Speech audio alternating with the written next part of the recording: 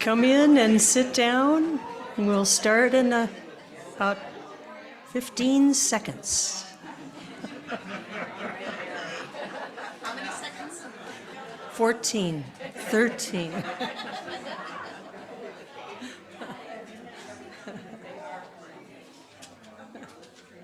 So.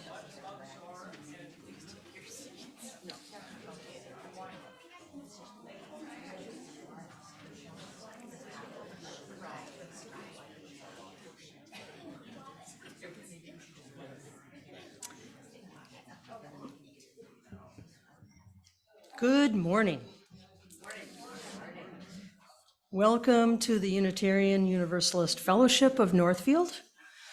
My name is Mary Dorr, and I have been a proud member of this community since 2005, which is 18 years. So I've just come of age, maybe. UUFN is an inclusive community that nurtures spiritual and intellectual growth and fosters ethical and social responsibility. If you are a visitor today, either on site or online, we are glad you are with us, and we invite you to stay after the service to get acquainted. We welcome your questions, and we look forward to getting to know you. Later in the service today, we will take our Share the Plate offering as a way to care for the wider world. This month's Share the Plate recipient is Doctors Without Borders. Doctors Without Borders is an independent and impartial humanitarian organization. They are responding to the mounting humanitarian crisis in Gaza. They work with climate change refugees, and they go into places all across the globe where they can most directly ease human suffering. You may put cash or a check in the basket, or you can donate online from our website, uunorthfield.org. If your check is for a pledge, just simply write pledge on the memo line. There will be instructions on the screen during the offertory time. The Building Vision team will be holding an informational session with an update on the work, with the architects. This is the next step in the process that was started in March. Background information is available on the UUFN website. It will be held after the service today at 11:30 a.m. in the sanctuary or using the service's Zoom link. Let me call your attention to the announcements in your order of service and the weekly email. There you'll find more information about the following. Our first soup supper of the year will be on Friday, January 1st at 6 p.m. here at UUFN. 7th? What did I say? 5th, January 5th. Note, contact Yale Hendershot for more information. Join us next Sunday at 4 p.m. for Christmas Eve service with Reverend Sarah. We'll tell an ancient story in new ways. All ages and theologies are welcome as we sing carols, light candles or glow sticks, and experience the wonder of hope, being reborn again and again into the world. Note, there will not be a morning service.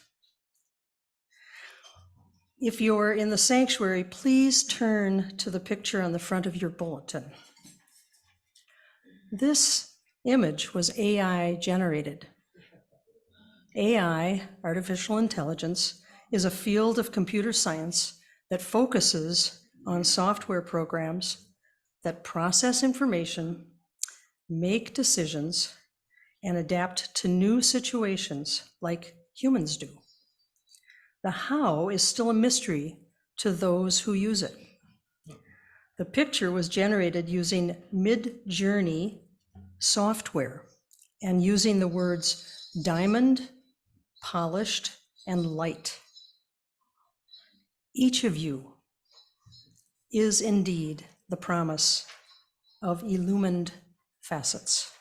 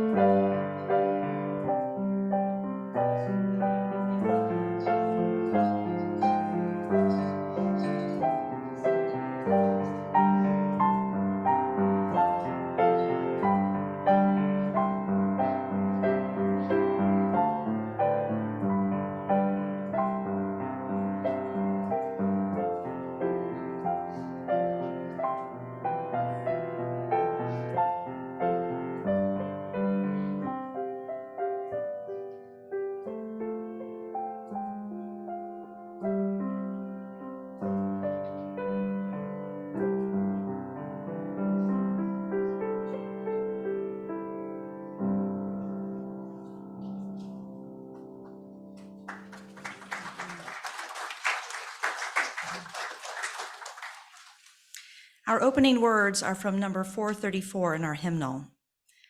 May we be reminded here of our highest aspirations and inspired to bring our gifts of love and service to the altar of humanity. May we know once again that we are not isolated beings, but connected in mystery and miracle to the universe, to this community, and to each other.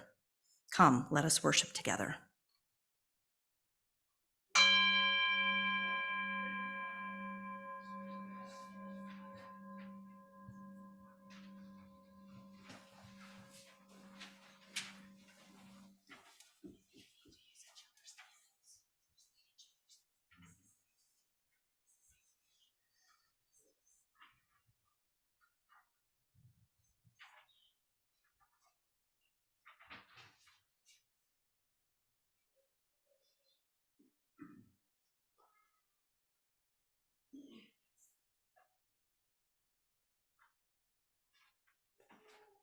The east represents air. Winter is the time for cold winds and freezing breezes. Spirits of the air, be with us today.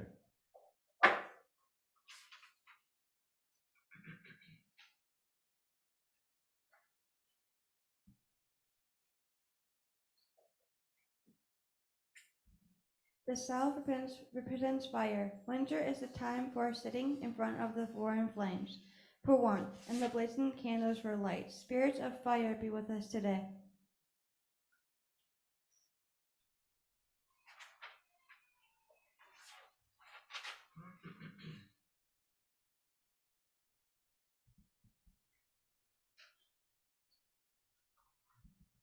The west represents water.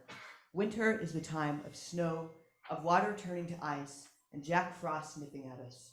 Spirits of the water, be with us today.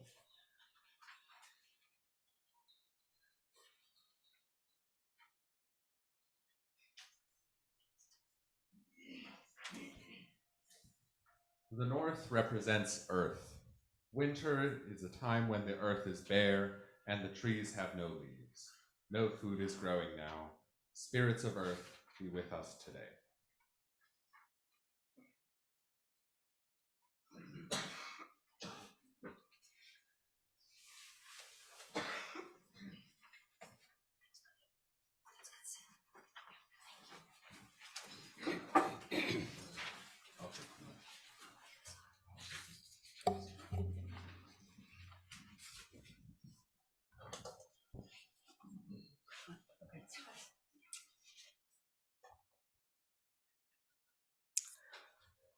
The flaming chalice is a symbol of Unitarian Universalism. Each Sunday when we gather, we bring the symbol to life together. Please join me in speaking the words for the lighting of the chalice. Let us open our eyes to see what is beautiful. Let us open our minds to learn what is true. Let us open our hearts to love one another.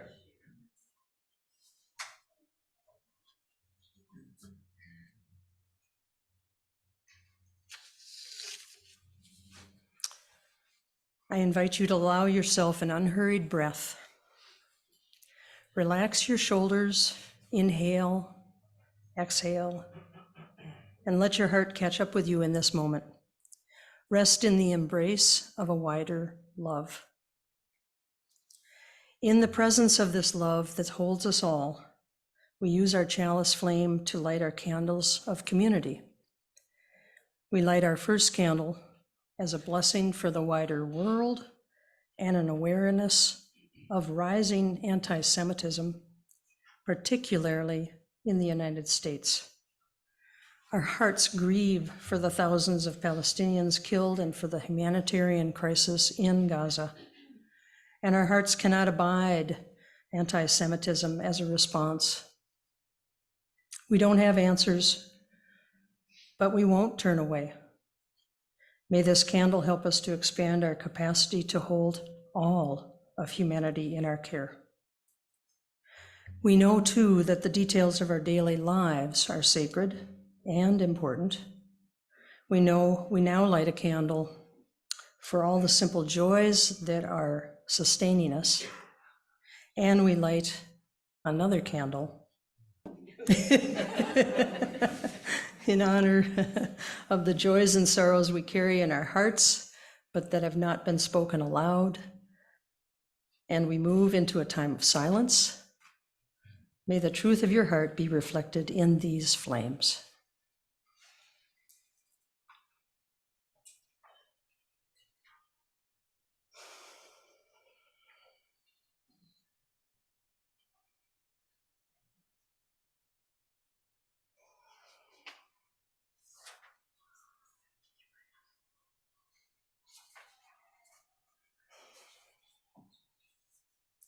Amen, and blessed be.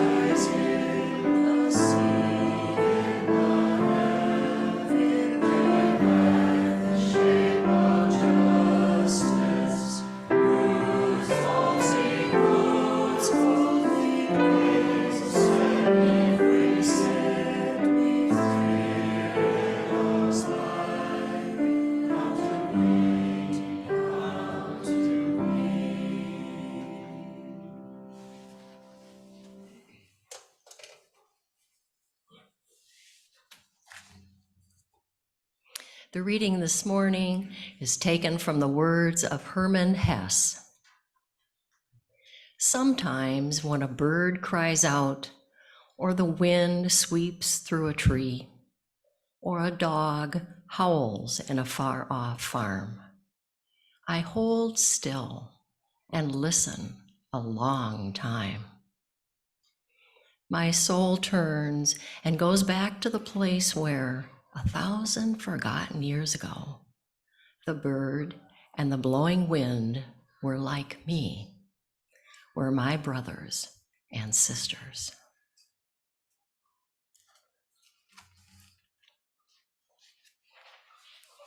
We're going to have the story for all ages. And I'd like to welcome up any kids who would like to come up front and sit up here, and anyone on the part who would like to come up. You're close enough. Well, hi, make sure you can sit where you can see the pictures, okay? You can sit on the floor, you can sit on chairs, you choose. Okay. The pictures are up on the screen for those of you who are in the back. Oh, good, there's 2 more and more. Oh, yes. We'll wait for you because this is fun. Okay. All right, this is a story that I used to read to my kids a whole long time ago. All right, it's called Owl Moon, and it's by Jane Yolen. It was late one winter night, long past my bedtime, when Pa and I went owling. There was no wind, the trees stood still as giant statues, and the moon was so bright the sky seemed to shine. Somewhere behind us a train whistle blew, long and low, like a sad, sad song. I could hear it through the woolen cap Pa had pulled down over my ears. A farm dog answered the train, and then a second dog joined in, and they sang out trains and dogs for a real long time. And when their voices faded away, it was as quiet as a dream. And we walked on towards the wood, Pa and I. Our feet crunched over the crisp snow, and little gray footprints followed us. Pa made a long shadow, but mine was short and round. I had to run after him every now and then to keep up, and my short, round shadow bumped after me. But I never called out, because if you go owling, you have to be quiet. That's what Pa always says. I had been waiting to go owling with Pa for a long, long time. We reached the line of pine trees, black and pointy against the sky, and Pa held up his hand. I stopped where I was and waited. He looked up, searching the stars as if reading a map up there. The moon made his face into a silver mask, and he called, "Hoo hoo hoo hoo hoo," the sound of a great horned owl. "Hoo hoo hoo hoo hoo." Have you ever done that? Good. Thank you. Thank you. You may hear more. Again, he called out, and again, and after each call, he was silent, and for a moment we both listened, but there was no answer. Pa shrugged and I shrugged. I was not disappointed because my brothers all said, sometimes there's an owl and sometimes there isn't. We walked on, and I could feel the cold as if someone's icy hand was on my back. And my nose and the tops of my cheeks felt cold and hot at the same time, but I never said a word. If you go owling, you have to be quiet and make your own heat. So we went into the woods, then the shadows were the blackest things I'd ever seen. They stained the white snow. My mouth felt furry, for the scarf was over it, was wet and warm. I didn't ask what kinds of things hide behind black trees in the middle of the night. When you go owling, you have to be brave. Well, we came to a clearing in the dark woods. The moon was high above us, and it seemed to fit exactly over the center of the clearing. And the snow below it was whiter than the milk in a cereal bowl. If you don't have Cocoa Puffs. I sighed. Pa held up his hand at the sound. I put my mittens over the scarf over my mouth and listened hard. And then Pa called, "Hoo hoo hoo hoo hoo, hoo hoo hoo hoo hoo." I listened, and I looked so hard my ears hurt and my eyes got cloudy with the cold. Pa raised his face to call out again, but before he could open his mouth, an echo came threading its way through the woods.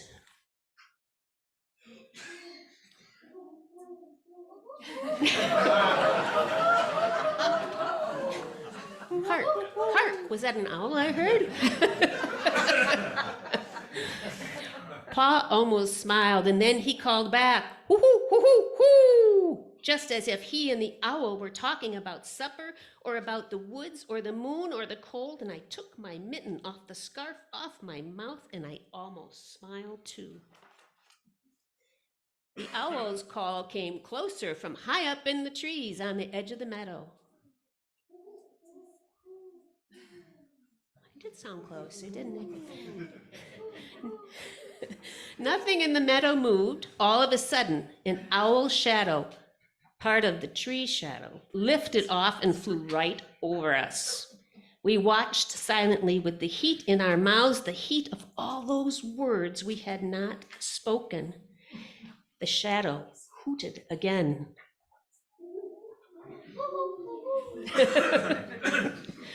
Pa turned on his big flashlight and caught the owl just as it was landing on a branch.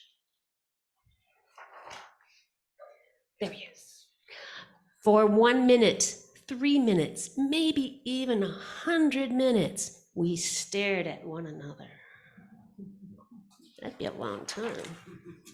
Then the owl pumped its great wings and lifted off the branch like a shadow without a sound.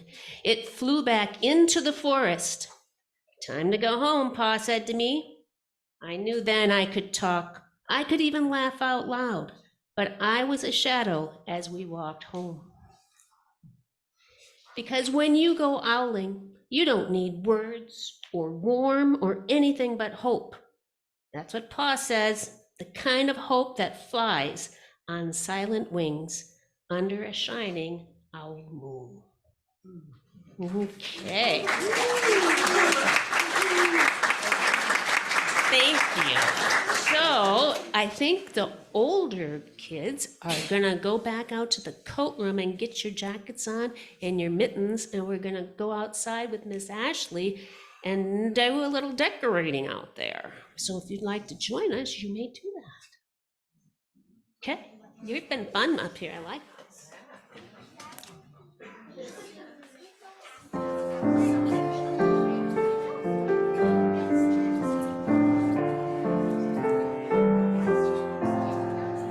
As you go, rejoice around you.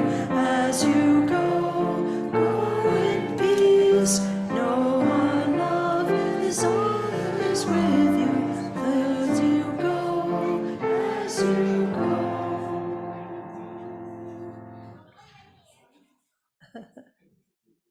Awesome.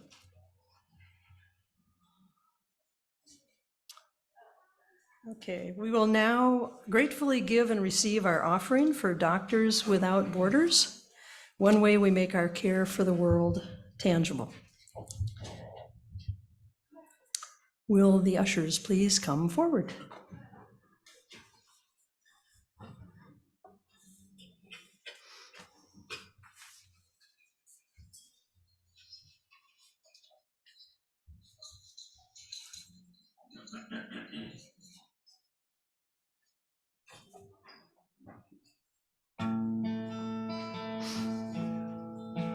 Did I misread it? When the deer is bedded down, and the bear is gone to ground, and the northern goose has wandered off to the warmer bay and sound. It's so easy in the cold to feel the darkness of the year, and the heart is growing lonely for the morning. Oh, my Joni, don't you know that the stars are swinging slow, and the seas are rolling easy as they did so long ago? If I had a thing to give you, I would tell you one more time that the world is always turning toward the morning. Sounds great. Now November's growing thin, and December's coming home. You'll be thinking of the season and the sad things that you've seen. And you hear that old wind walking, hear him singing high and thin. You could swear he's out there singing of your sorrow. When the darkness falls around you and the north wind comes to blow, and you hear him call your name out as he walks the brittle snow. That old wind don't mean you trouble. He don't care or even know. He's just walking down the darkness toward the morning. Oh, my Joni, don't you know that the stars are swinging slow and the seas are rolling easy as they did so long ago? If I had a thing to give you, I would tell you one more time that the world is always turning toward the morning. It's a pity we don't know what the little flowers know. They can't face the cold December. They can't take that wind and snow. They put their glories all behind them, bow their heads and let it go. But you know they'll be there shining in the morning. Oh, my Joni, don't you know that the stars are swinging slow and the seas are rolling easy as they did so long ago? If I had a thing to give you, I would tell you one more time that the world is always turning toward the morning. Now, my Joni, don't you know that the days are rolling slow and the winter's walking easy as he did so long ago? And if the wind should come and ask you, why's my Joni weeping so, won't you tell him that you're weeping for the morning? Oh, my Joni, don't you know that the stars are swinging slow and the seas are rolling easy as they did so long ago? If I had a thing to give you, I would tell you one more time that the world is always turning toward the morning. If I had a thing to give you, I would tell you one more time that the world is always turning toward the morning.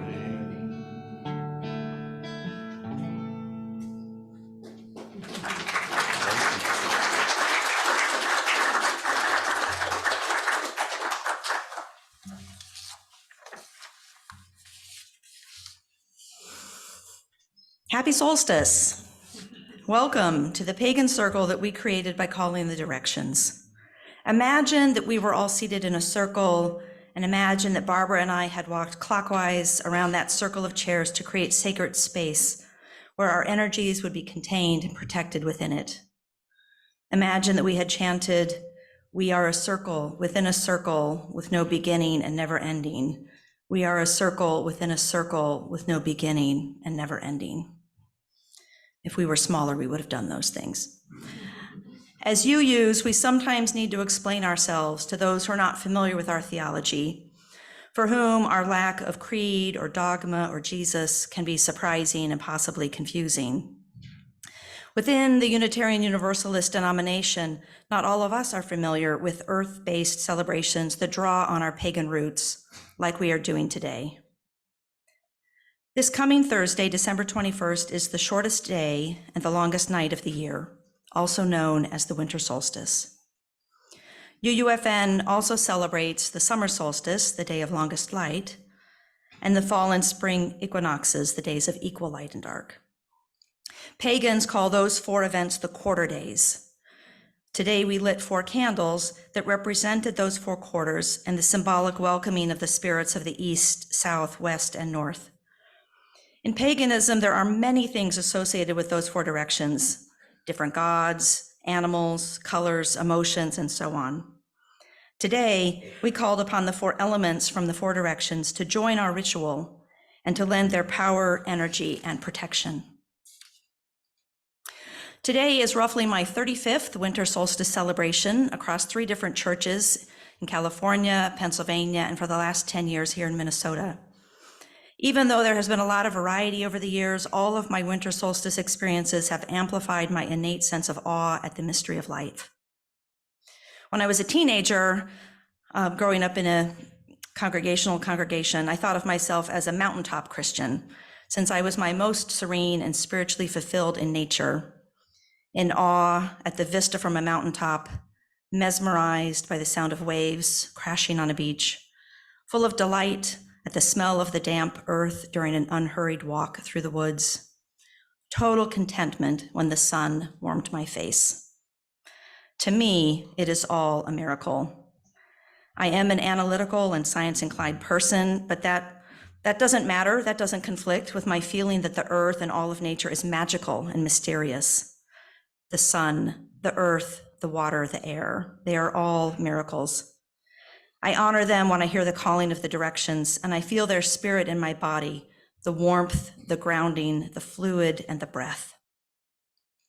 We humans are blessed to have our brief lifetimes to enjoy nature, and today we remind ourselves that we are part of nature, that we are of the earth, and we humble ourselves before her. In my brief remarks, I want to inspire us to think of our connection to nature in everything that we do and in every decision that we make. Because while we are of the earth, humans aren't equal to the other inhabitants of the earth.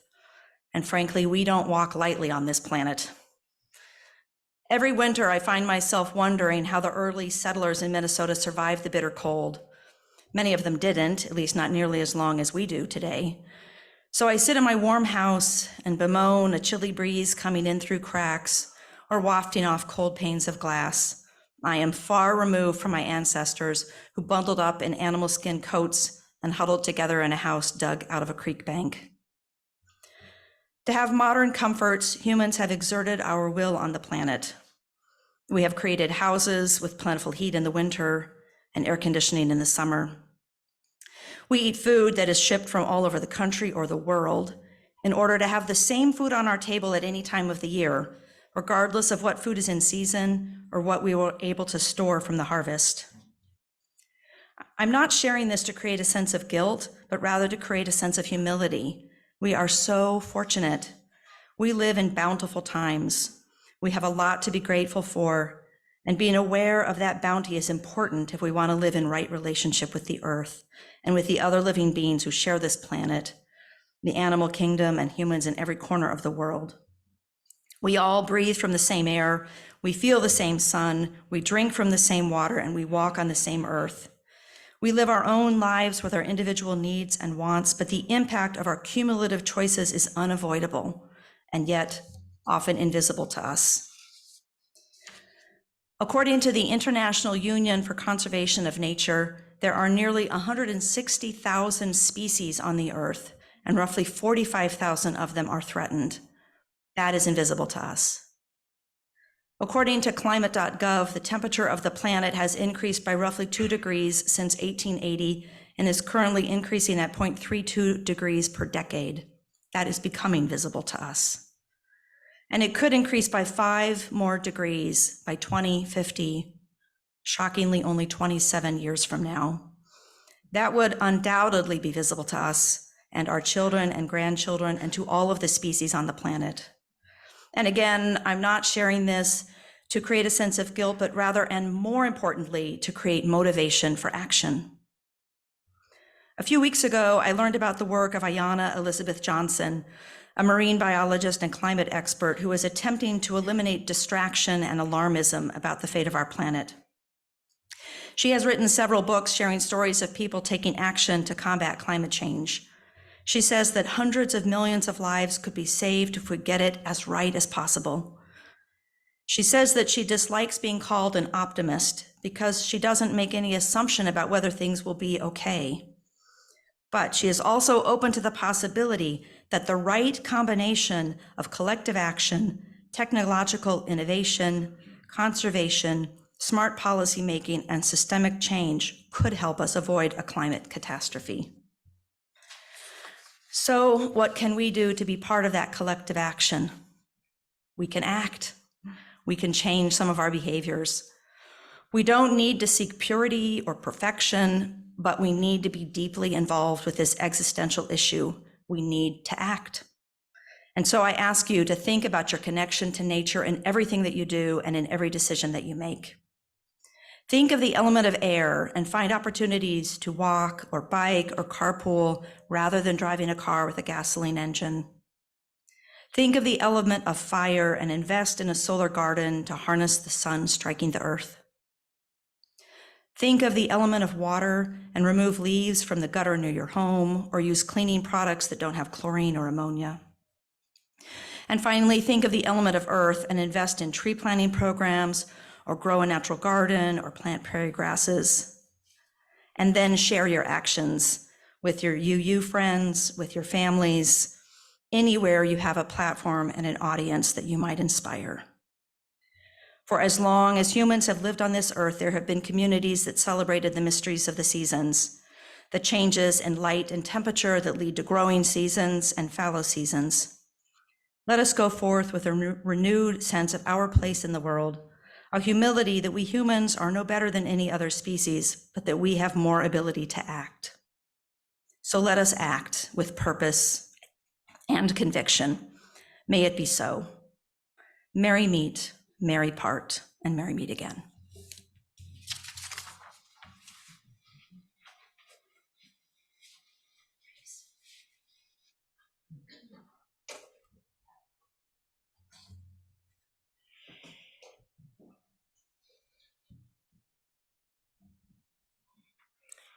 We're going to be working with a meditation now.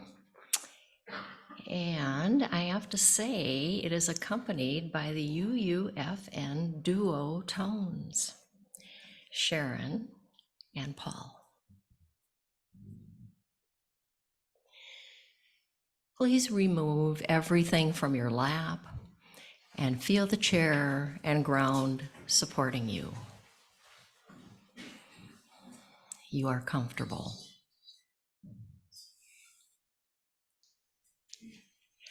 I encourage you to open your mind and heart to both mystery and promise. Either close your eyes or let them remain open. I invite you to bring all your attention and awareness to your breath. Slowly inhale through your nose. Hold your breath for a moment and exhale through your mouth.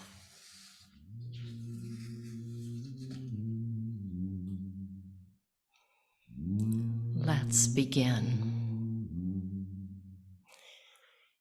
You decide to walk along a path in Carlton's Arboretum. The bare trees show off their imposing structures, a stark contrast to the gorgeous fall colors of several months ago. The usual warbling of the birds is almost non-existent, except for the vocal Canadian geese, confused by the weather. Is now the right time to head south? So many changes to embrace.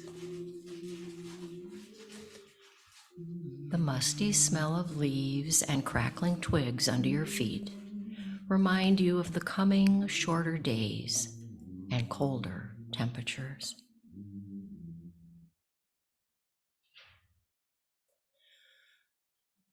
Looking skyward, you can almost taste the snow in the air. And as you follow a bend on the path to a clearing, a determined blast of northern air nearly takes your breath away. Recovering, you see in this clearing a large central stone surrounded by a circle of 6 mid-sized stones. Surveying each of them, you choose the one that fits your stature perfectly and sit down to rest.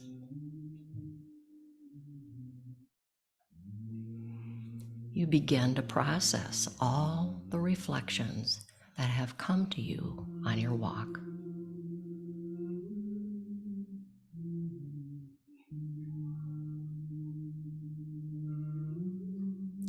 You feel gratitude for all of nature's mysteries and her generosity. A warm, calming feeling holds you. As you inhale, a greater energy comes to you. You hold your breath, and this energy remains with you. As you exhale, you are one with this energy.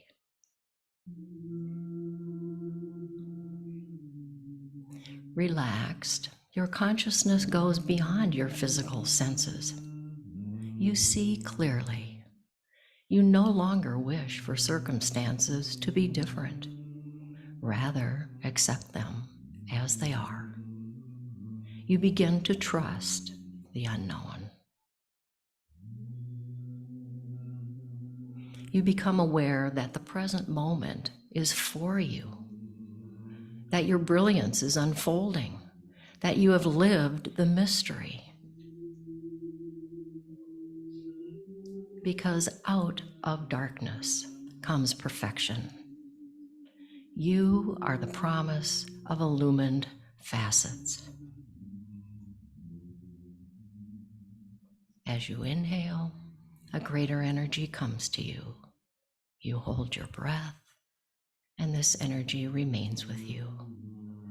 As you exhale, you are one with this energy. Your heart smiles.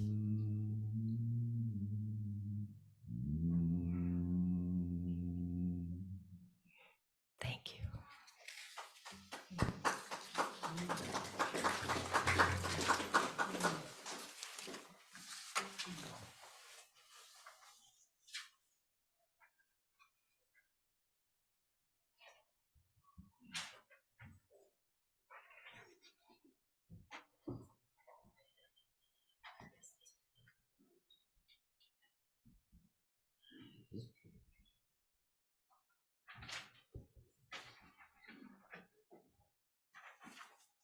Spirits of Earth, we thank you for being with us, and we bid you farewell.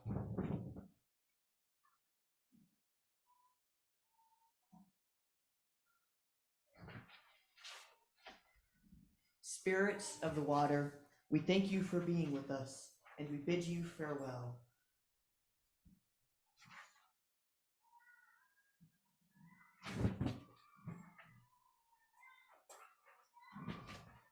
Spirits of fire, we thank you for being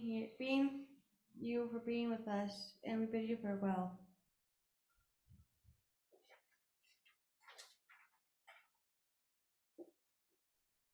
Spirits of the wind, we thank you for being with us, and we bid you farewell.